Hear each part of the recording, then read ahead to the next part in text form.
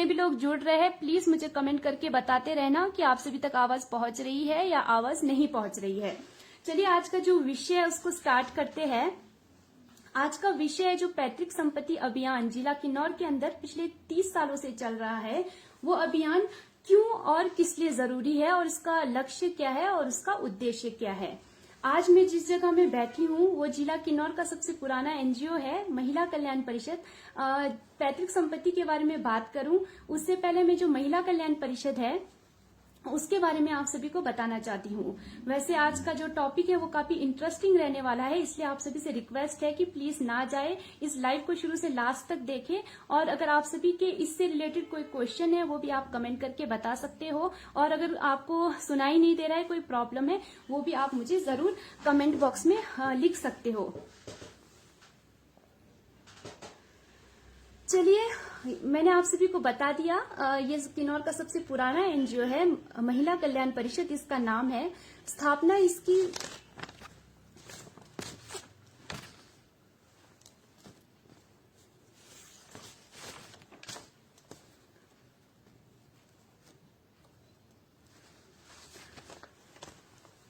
अभी तक भी कोई मुझे कमेंट करके नहीं बता रहे हैं वीडियो कैसा लग रहा है। चलिए कोई बात नहीं।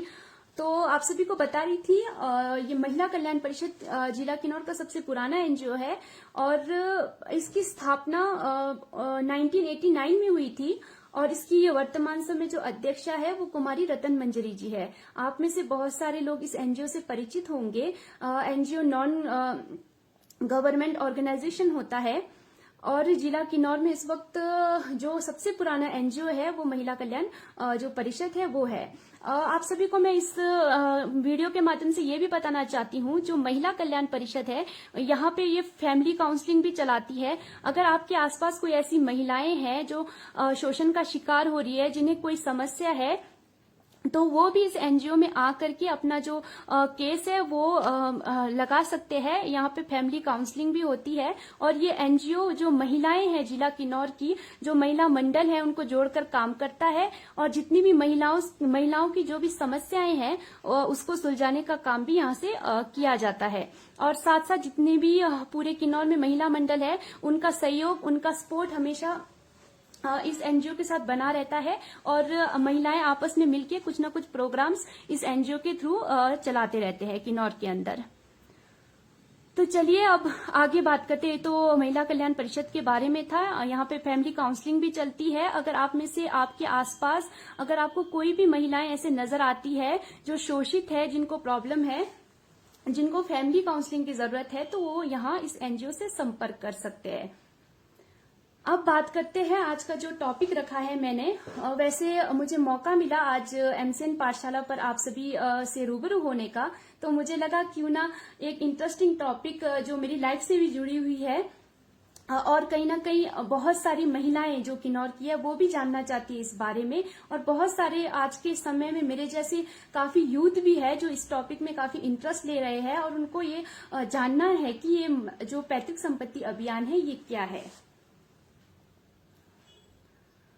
आप सभी से रिक्वेस्ट है ज्यादा से ज्यादा शेयर कीजिए और कमेंट करके बताइए कि आप सभी को कैसा लग रहा है, मतलब आवाज कैसी आ रही है। अगर और कुछ पूछना है वो भी आप मुझे कमेंट करके बता सकते हो।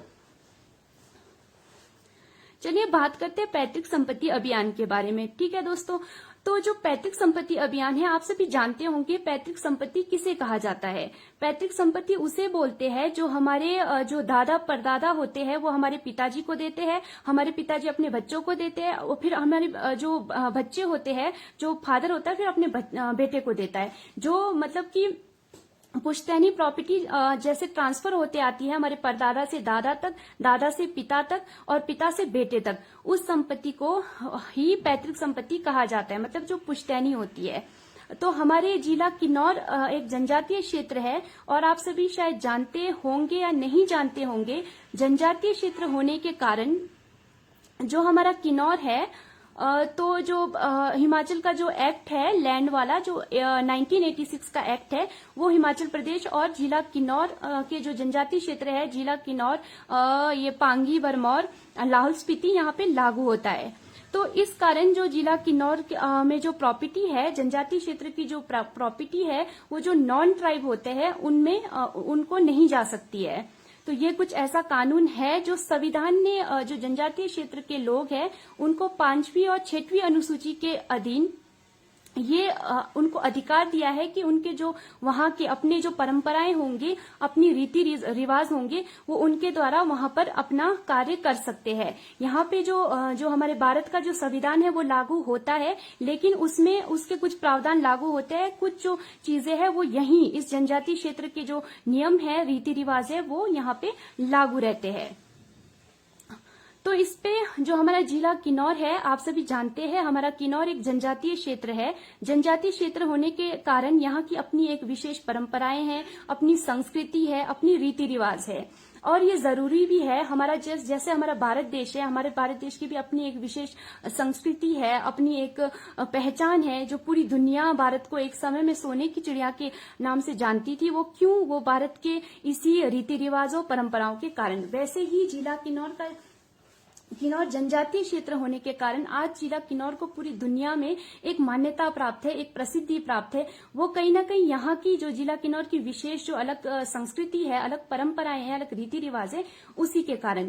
लेकिन दोस्तों, मैं आप सभी से यहाँ एक चीज शेयर करना चाहती हूँ। जब कोई भी परंपरा, कोई भी रीति रिवाज, कोई भी संस्कृति पनपती है, तो उस संस्कृति के अच्छाइयों के साथ साथ उस संस्कृति में एक जो बुराइयां होती है वो भी उस संस्कृति में विद्यमान होती है। लेकिन कहीं ना कहीं हम लोग अपनी संस्कृति की जो अच्छाई की जो परतें हैं, हम हमेशा उसी को देखते हैं, लेकिन कहीं ना कहीं उन परतों के नीचे संस्कृति में कुछ ऐसी बुराइयां भी विद्यमान होती है जिसे हम सभी को दूर करने की जरूरत होती है।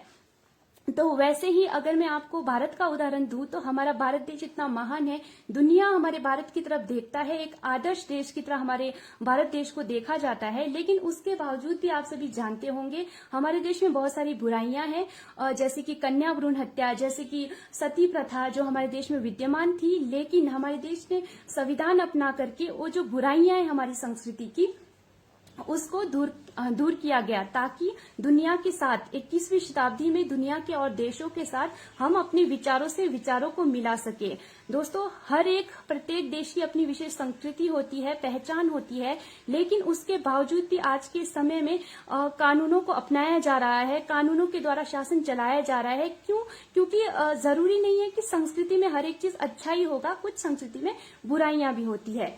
तो वैसे ही जैसे सती प्रथा और कन्या भ्रूण हत्या को हमारे देश से निकाल दिया गया, समाप्त कर दिया गया, क्यों? क्योंकि वो एक बुराई थी।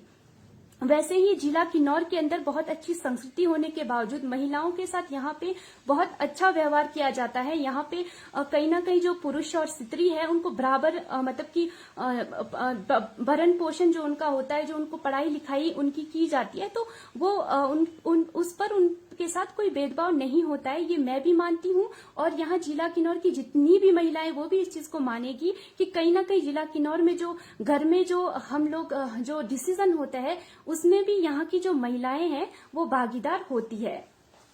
लेकिन उसके बावजूद भी हमारे इस संस्कृति की कुछ एक चीजें हैं जिसको बुराई नहीं है, बुराई या कह सकते हैं बुराई, लेकिन कहीं ना कहीं हम उसको मानते नहीं है। वही चीज है जिला किन्नौर के अंदर जो महिलाएं हैं, जो बेटियां हैं, उनको संपत्ति में प्रत्यक्ष अधिकार प्राप्त नहीं होता है।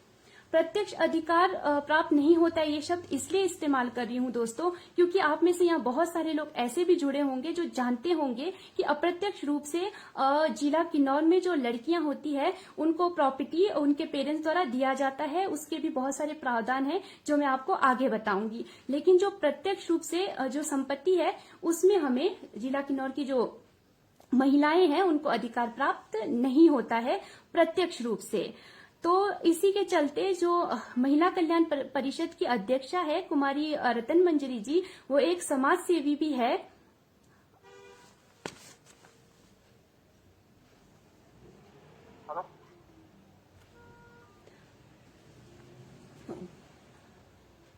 दोस्तों, आप सभी तो मुझे जवाब दे नहीं रहे, लेकिन मैं यहाँ पे मैसेज के थ्रू ये पता कर रही हूँ कि आवाज पहुंच रही है, नहीं पहुंच रही है।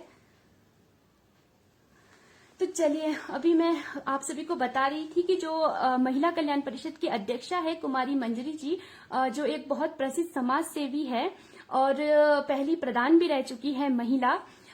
तो उन्होंने ये मुहिम सबसे पहले शुरू किया आज से कम 30 या 35 साल पहले। दोस्तों सोचिए 30 से 35 साल पहले ये मुहिम शुरू हुआ था, जिस वक्त हम में से कई लोग जैसे आप में और भी बहुत सारे लोग जो यहाँ पे ये मेरी बातें सुन रहे हैं, हम तो पैदा भी नहीं हुए थे। सोचिए उस वक्त किन्नौर की किसी महिला ने अपने अधिकारों को समझते हुए, दूसरों के अधिकारों को समझते हुए ये कदम उठाया और ये जो पैतृक संपत्ति अभियान जो है उसको शुरू किया।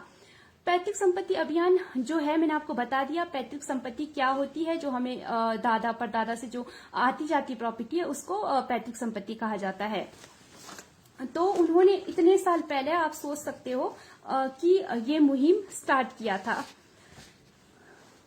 लेकिन दोस्तों आप सभी ये भी जानते होंगे कि हमारे किन्नौर में बहुत सारे लोग ऐसे हैं जिनको अभी तक भी ये जो पैतृक संपत्ति अभियान है ये क्या है क्यों है अभी तक कंफर्म नहीं है। तो जब कुमारी मंजरी जी ने ये मुहिम स्टार्ट किया था उस वक्त उनका उद्देश्य ये था कि जो भारत का जो संविधान है, जो हिंदू उत्तराधिकारी अधिनियम है, वो तो शायद उस वक्त लागू भी नहीं हुआ था। तो उस वक्त तो जिस वक्त उन्होंने ये पैतृक संपत्ति अभियान स्टार्ट किया था उस वक्त तो पूरे भारत देश में ही महिलाओं को प्रॉपर्टी में इक्वल राइट नहीं मिलता था।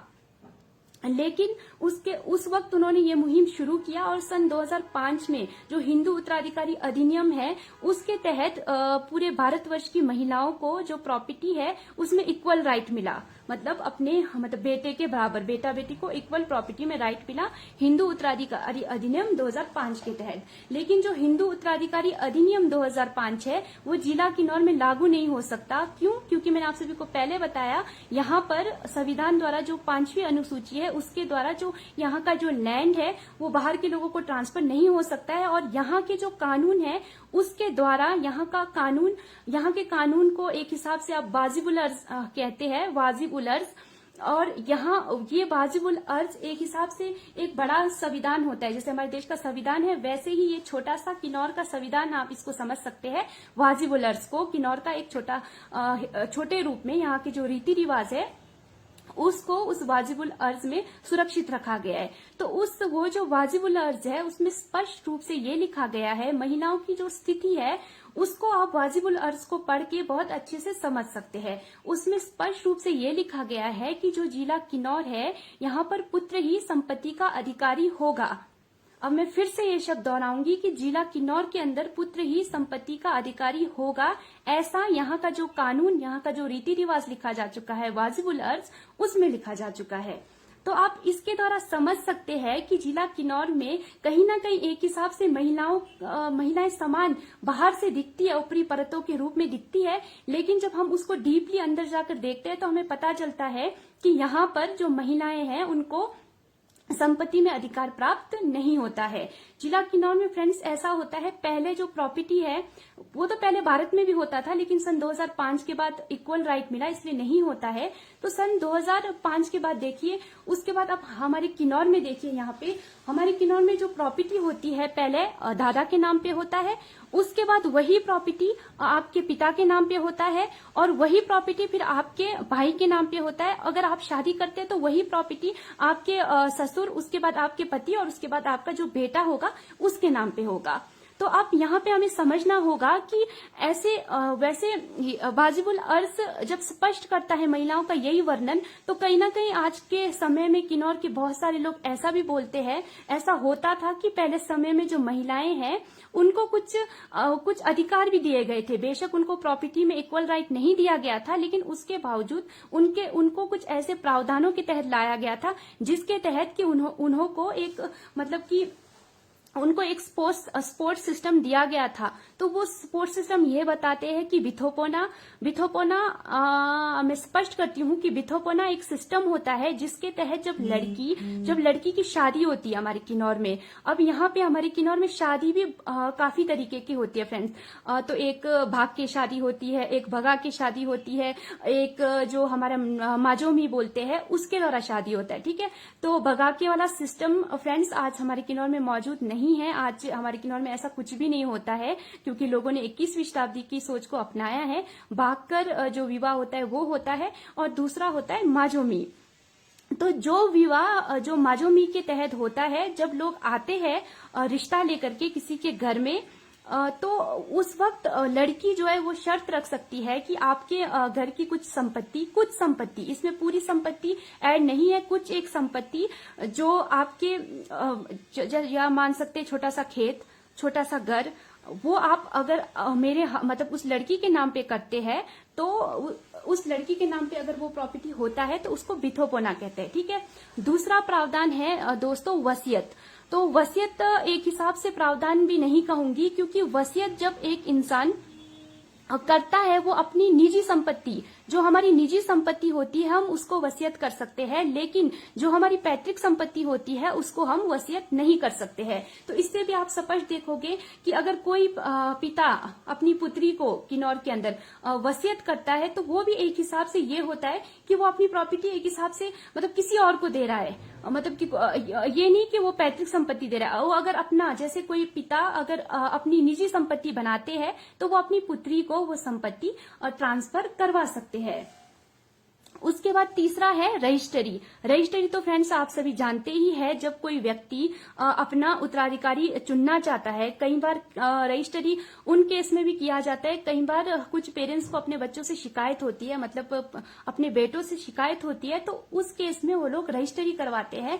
रजिस्ट्री एक हिसाब से ऐसा कानून है जिसमें ये माना जाता है कि हम मतलब रजिस्ट्री आप अपने खून के रिश्तों में करो, वो जरूरी नहीं है। रजिस्ट्री का मतलब एक हिसाब से ये होता है कि आप अपनी संपत्ति बेच रहे हैं। मान लो कोई व्यक्ति, किसी व्यक्ति के पास अपना संपत्ति है और वो बेच रहा है, तो वो रजिस्ट्री। तो मैंने आपको बहुत सारे प्रावधान बता दिया, बिथोपोना, वसीयत, रजिस्ट्री, ऐसे प्रावधान है जिसके द्वारा जिला किन्नौर में जो संपत्ति है, वो जो लड़कियां हैं उनको हम दे सकते हैं।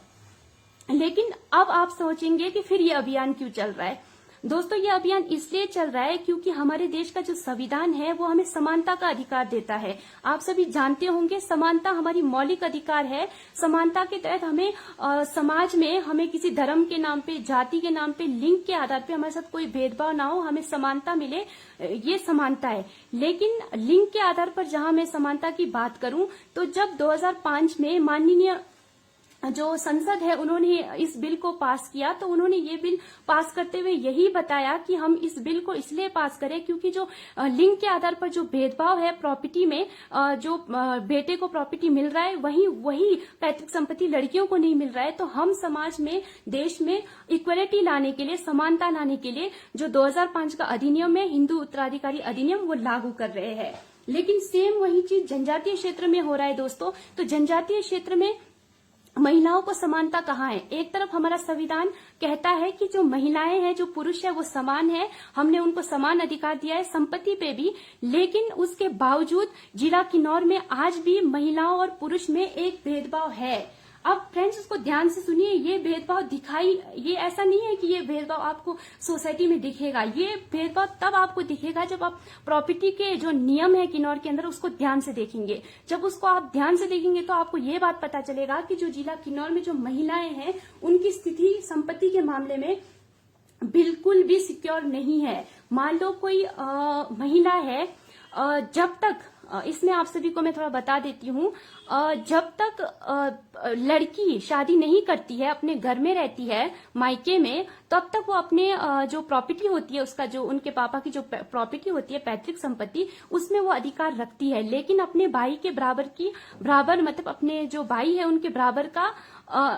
का मतलब कि वो मतलब उतना बराबर वो नहीं मानी जाती है। वो वहां पे रह सकती है जब तक वो शादी नहीं करते हैं। वो प्रॉपर्टी में मतलब एक हिसाब से वो घर में फैसले भी लेंगे, डिसीजन भी लेंगे, लेकिन कहीं ना कहीं जो वो प्रॉपर्टी होगी वो उनके नाम पे नहीं होगी और वो प्रॉपर्टी उनके फादर के नाम पे होगी। और जब फादर की डेथ हो जाए तो नेचुरली वो प्रॉपर्टी उनके भाई के नाम पे होगी। तो ये देखिए, यहाँ पे आप देखिए कि मायके में भी महिला की सिचुएशन देखिए कि उनके पास प्रॉपर्टी में कोई स्थान नहीं है। मान लीजिए उसके बाद अगर वो महिला शादी करती है, शादी में ये होता है कि जो पंचायत रजिस्टर में जो नाम होता है, वो जिस जगह पे कोई महिला शादी करती है तो वो नाम पंचायत रजिस्टर में वहां से बदल कर कहीं और उस जगह से, मतलब जहां की वो लड़की रहने वाली है, वहां से उसको नाम निकाल करके जहां उनकी मैरिज हुई है वहां पर उनको नाम ले जाना होता है। तो ऐसे में मान लीजिए कोई महिलाएं जिनकी शादी हो जाती है और वो अपना नाम निकाल करके कहीं और चले जाते हैं, तो वो संपत्ति में अधिकारी नहीं मानी जाती है। पहले भी नहीं थे, पहले सिर्फ इतना था कि आप मायके में है तो ताजिंदगी उसको खा सकते हैं। ताजिंदगी शब्द यहाँ पे यूज होता है, मतलब आजीवन, जब तक आप मायके में हो आजीवन आप थोड़ा बहुत जो आपका घर है, घर का एक कमरा है, थोड़े बहुत जो खेत है, उसको आप अपनी जीविका के लिए जीविका कमाने के हेतु कर सकते हैं, लेकिन आप उसको बेच नहीं सकते हैं।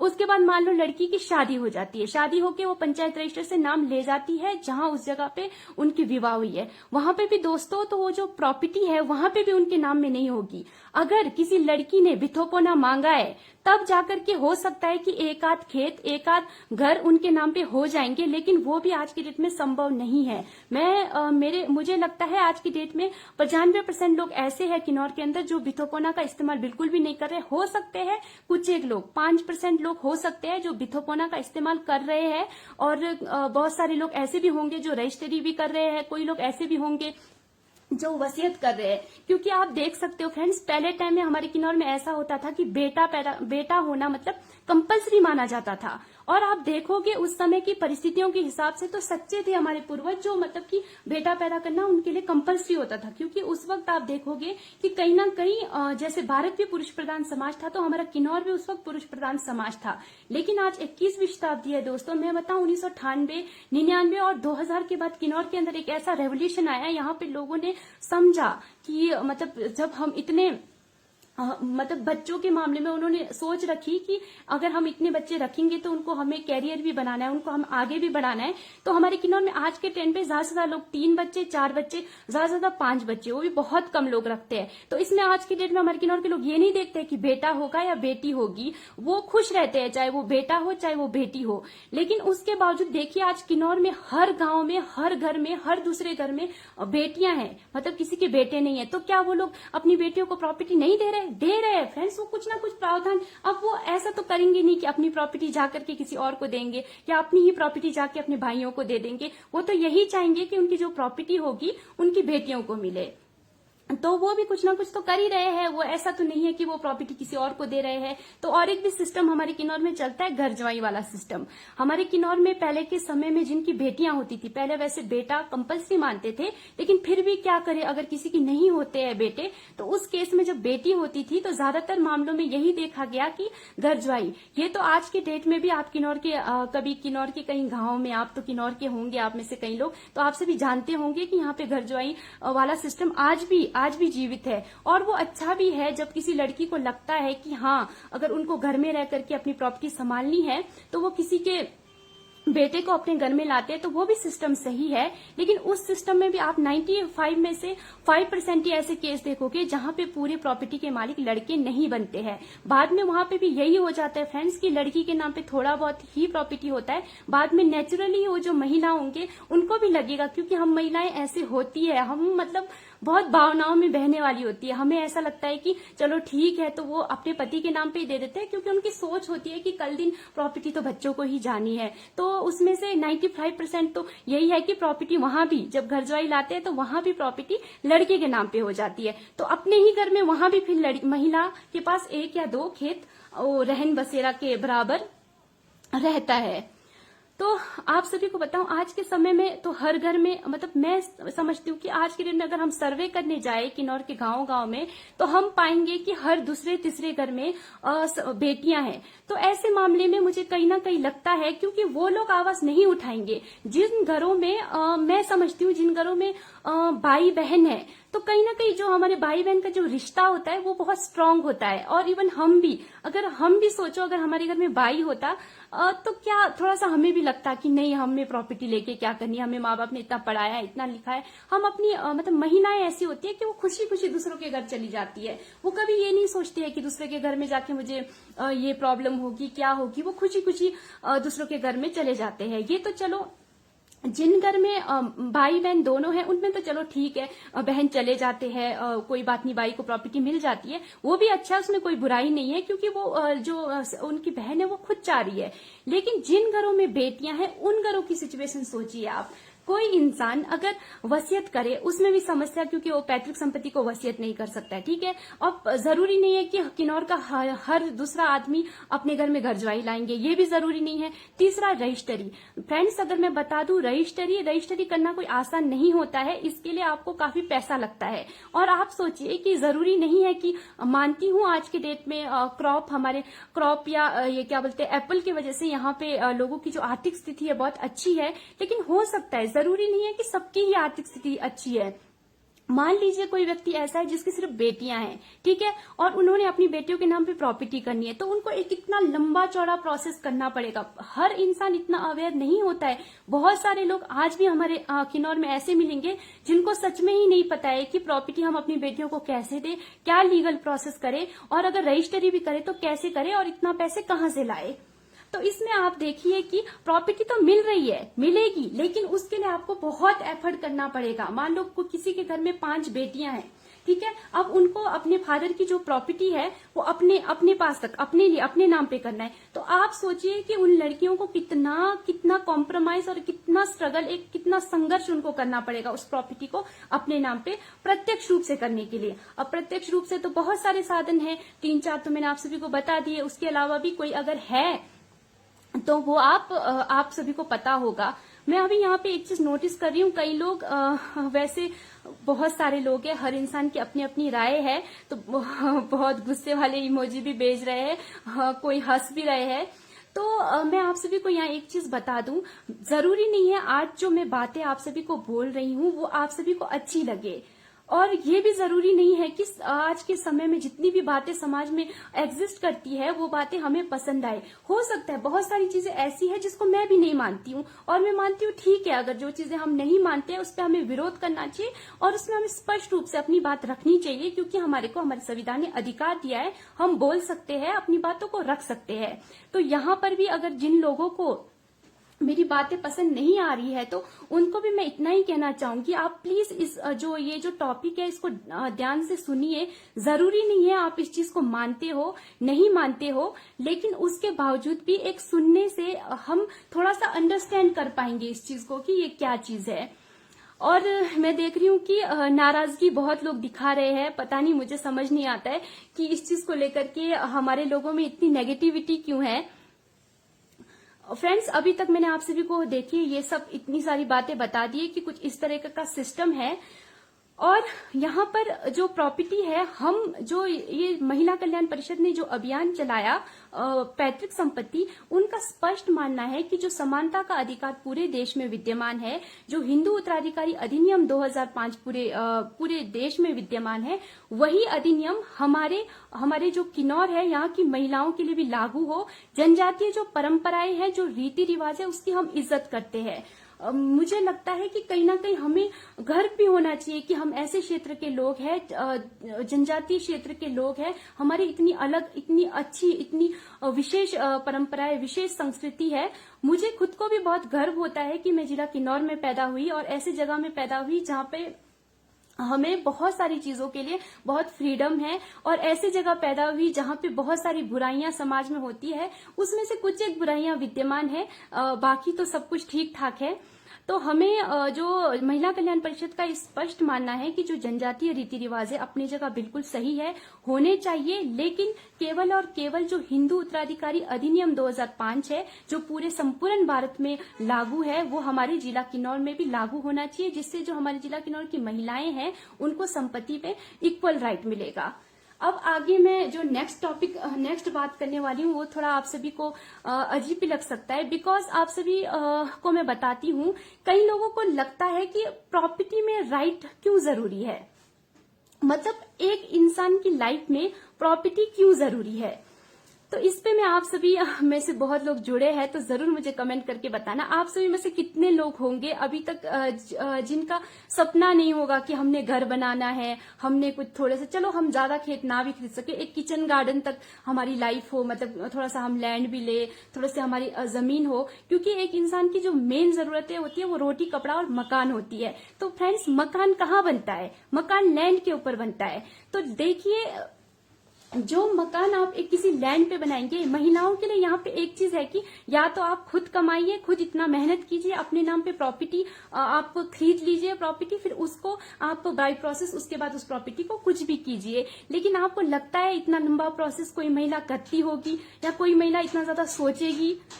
कहीं ना कहीं प्रॉपर्टी लेने का मतलब ये नहीं है कि हमने मतलब कि अपने ही घर में बंटवारा करना है, नहीं, ऐसा नहीं है। देखिए, मान लीजिए एक भाई, दो बहनें हैं, मतलब एक भाई है, तो मुझे लगता है कहीं ना कहीं जो बहनें होती है वो कभी भी मतलब प्रॉपर्टी के बारे में नहीं सोचती है कि मुझे कल प्रॉपर्टी चाहिए, मैं ऐसा करूंगी। बिल्कुल ऐसा नहीं होता है। अगर वो बहनें इतनी लालची होती तो उदाहरण आपका पूरा हिमाचल प्रदेश इसका उदाहरण है।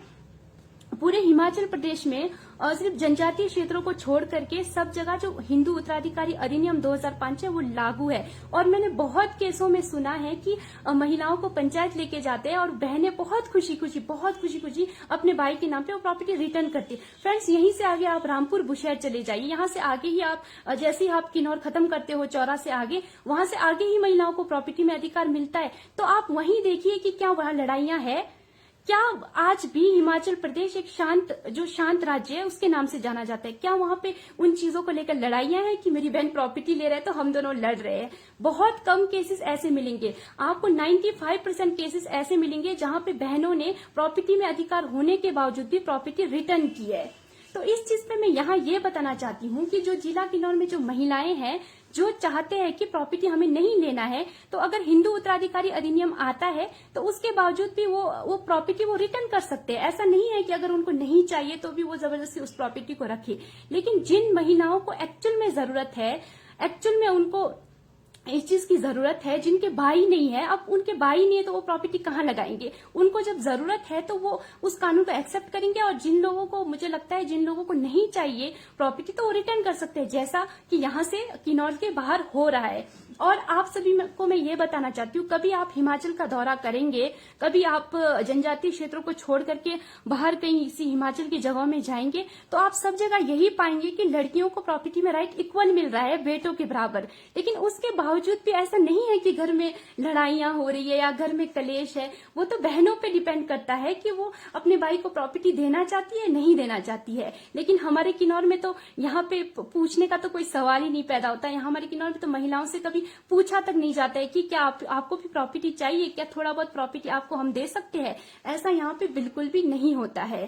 तो इस चीज पे मैं ये मानती हूँ कि जिन लोगों का मुझे लगता है हमें कहीं दूर नहीं जाना चाहिए, हमारे आसपास भी देखना चाहिए कि कितनी महिलाएं इस चीज से जूझ रही, कितनी विधवाएं, कितनी ऐसी हमारे आसपास विधवाएं हैं जिनकी केवल बेटियां हैं। उस कारण ना उस महिलाओं को, जो महिला विधवा पड़ी है, उनको प्रॉपर्टी में राइट मिल रहा है, ना ही उनकी बेटियों को प्रॉपर्टी में राइट मिल रहा है। और वो प्रॉपर्टी बिल्कुल रिवर्स, जो उनके चाचा, जो ताया होते हैं, उनको रिवर्स जा रही है। तो आप सोचिए, एक एज आप मतलब कि मान लीजिए आप घर के मुखिया हो, आप फादर हो और आपके घर में बच्चे हैं, तो कभी आप मान लो आपके घर में 2 बेटियां हैं, आप कभी सोचोगे कि अगर आपकी डेथ हो जाए तो आपकी जो बेटियां होंगी, जो आपकी वाइफ है, वो कहाँ जाएगी?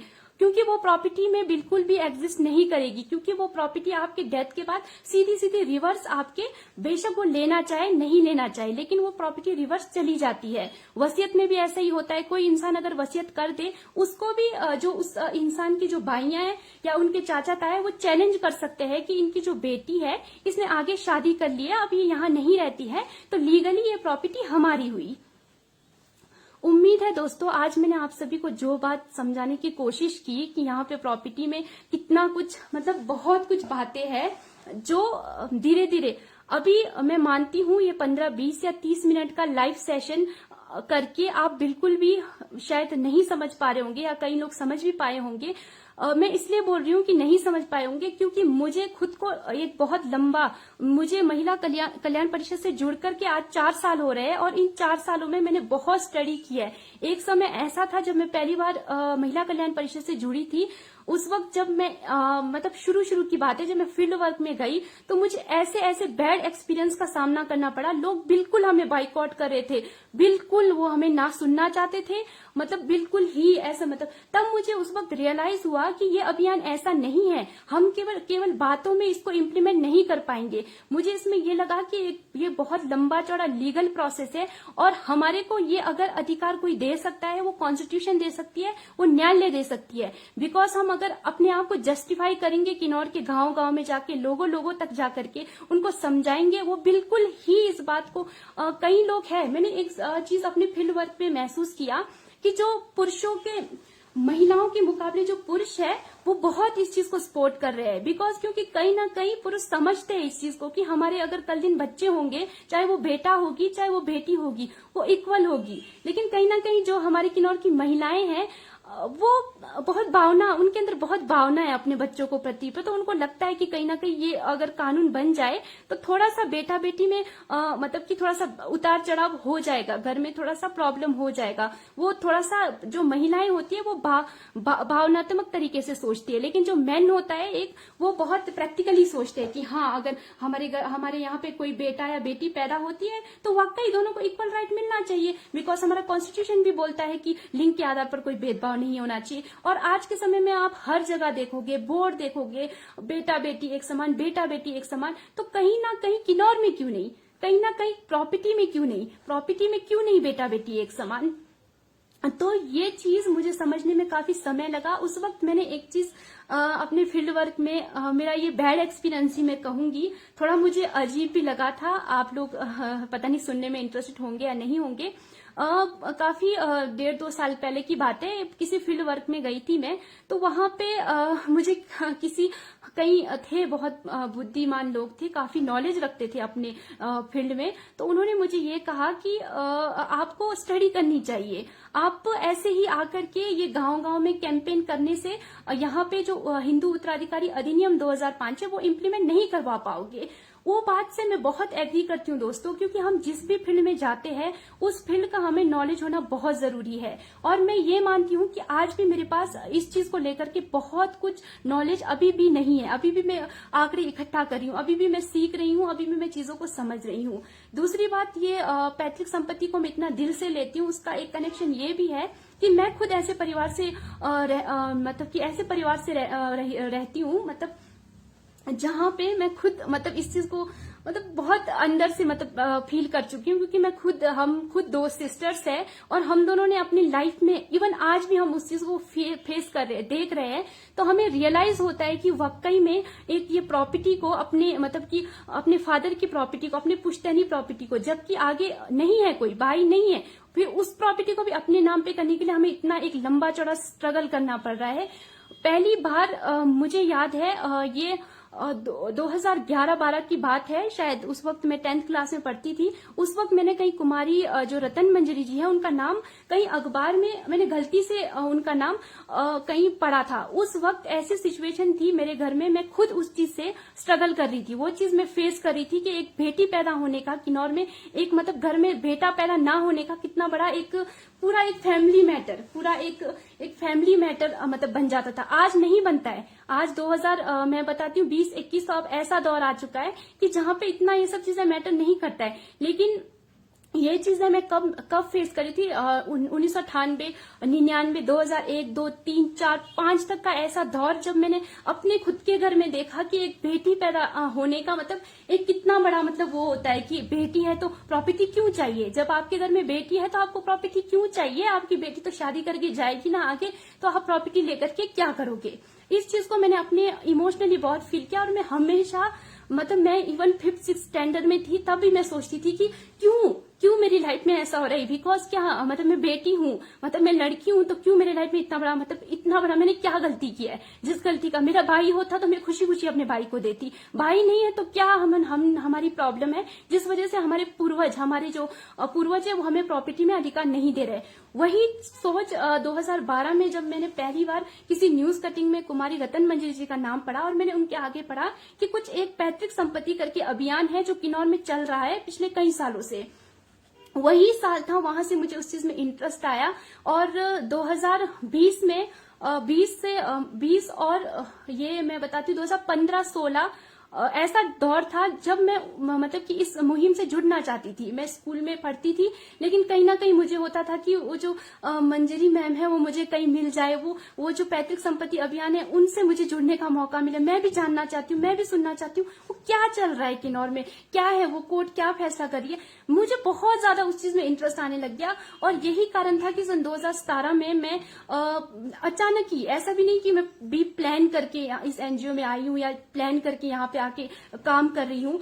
दोस्तों मैं ये बताती हूँ, जब से मैं इस मुहिम में जुड़ी हूँ पैतृक संपत्ति अभियान में, मुझे कहीं से भी बहुत ज्यादा प्यार और सपोर्ट नहीं मिला है। दोस्तों अगर आप सभी को ये लग रहा है ना हमें बहुत ज्यादा अप्रिशिएट करते हैं लोग बहुत ज्यादा आगे बढ़ने के लिए, बिल्कुल नहीं दोस्तों। जब से मैं इस मुहिम में जुड़ी हूँ, जितना धक्का मार सकते थे लोगों ने धक्का मारा है। बिकॉज उनको पता नहीं क्यों ऐसा लगता है कि प्रॉपर्टी लेके लड़कियां क्या कर लेगी, जबकि उनको ये समझ नहीं आता है कि लैंड पे अधिकार होना बहुत जरूरी है। जब तक एक लड़की का, एक व्यक्ति का, चलो लड़की को भी छोड़ो, एक इंसान का, मान लीजिए आपके नाम पे कुछ भी नहीं है, आपके पास कुछ भी नहीं है, आप क्या मतलब आप अपने आप को कहाँ से हूँ बोलोगे, मैं कहाँ से हूँ, मैं किसकी हूँ। बोलने को तो मैं ये बोलूंगी कि मेरे फादर का नाम ये है, मेरे दादा का नाम ये है और मैं ये हूँ, तो मेरा क्या अस्तित्व है। उसके बाद मैं ये बोलूंगी कि मेरे हस्बैंड का नाम ये है, ये करते हैं, और फिर मेरा क्या है।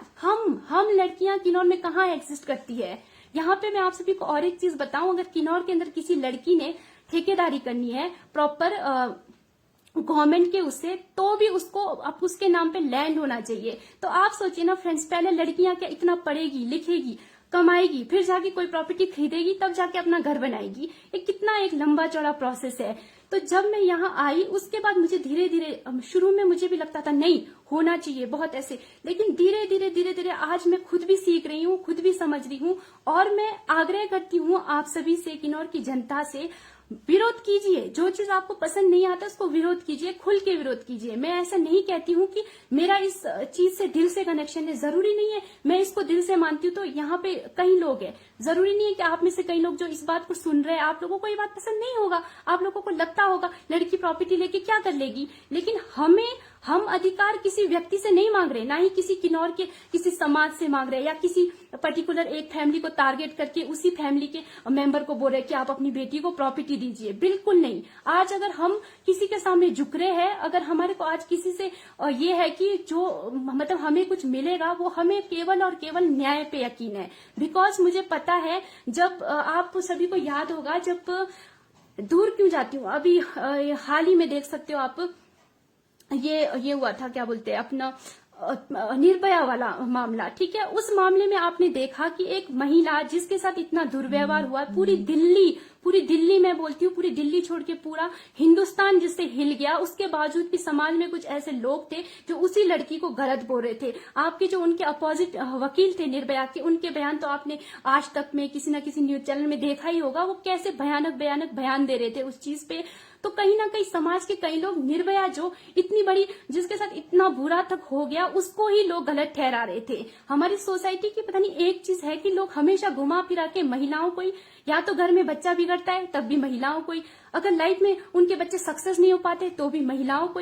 मुझे समझ नहीं आता है, जब एक मैन और एक वीमेन जब मिलकर एक फैमिली तैयार करती है तो रिस्पॉन्सिबल एक मैन और वीमेन दोनों होने चाहिए, लेकिन यहाँ पे रिस्पॉन्सिबिलिटी वीमेन पे आती है। उसके बावजूद भी दोस्तों आपने देखा निर्भया की माँ हर दिन उनकी, कई बार तो मतलब उनको देख करके ना मुझे ऐसा लगता था कि कितना साहस, उनकी बेटी के साथ इतना बुरा हुआ फिर भी वो हर दिन मीडिया को फेस करती थी, लोगों को फेस करती थी और चिल्ला चिल्ला के बताती थी कि मेरी बेटी गलत नहीं थी, जो लोग गलत है उनको फांसी की सजा होनी चाहिए। मुझे न्याय पे यकीन है, न्याय जरूर एक ना एक दिन फैसला करेगी। और हुआ भी ऐसा दोस्तों, उन लोगों का उस दिन जुबान बंद हो गया जिस दिन निर्भया के जो हत्यारे हैं उनको फांसी की सजा मिली, और ये होना चाहिए था और ये जरूरी था।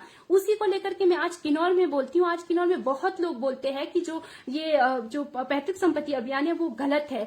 सबसे पहले तो मैं ये बताऊं, कोई भी चीज गलत नहीं होता है। जरूरी है कि वो आपके दृष्टिकोण में गलत होगा, वो जरूरी नहीं कि अगले 10 लोगों के दृष्टिकोण में गलत होगा। और मैं जानती हूं कि हमारी किन्नौर की जो नई युवा पीढ़ी है उस चीज को बहुत समर्थन देगी। पहले की जो जनरेशन थी वो काफी कहीं ना कहीं अपने रीति रिवाजों को बचाए रखना चाहते थे, संजोए रखना चाहते थे।